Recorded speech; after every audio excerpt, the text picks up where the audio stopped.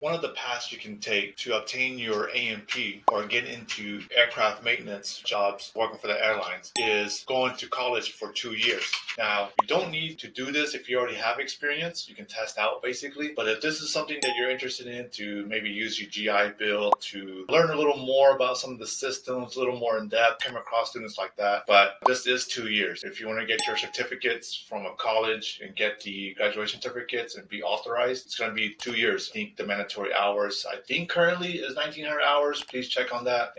But that is a path I've seen military members take because they want to get a little more in depth with this stuff as compared to a test prep. You're just preparing for the exams. That's what we do here. But if you want to get into the nitty gritty, the details and stuff like that, maybe a 2-year course will take you in. Just keep in mind that this is a pretty heavy on general aviation. So going into big systems on 747s, for example, you're not going to see a lot of that. And I've seen the curriculum and it's very basic, fundamental aircraft things that you probably learn in tech school. It's also applied here. And these are for students who have zero knowledge of aircraft stuff. So, that is the path. And if you love that kind of stuff, I highly recommend you going through that path.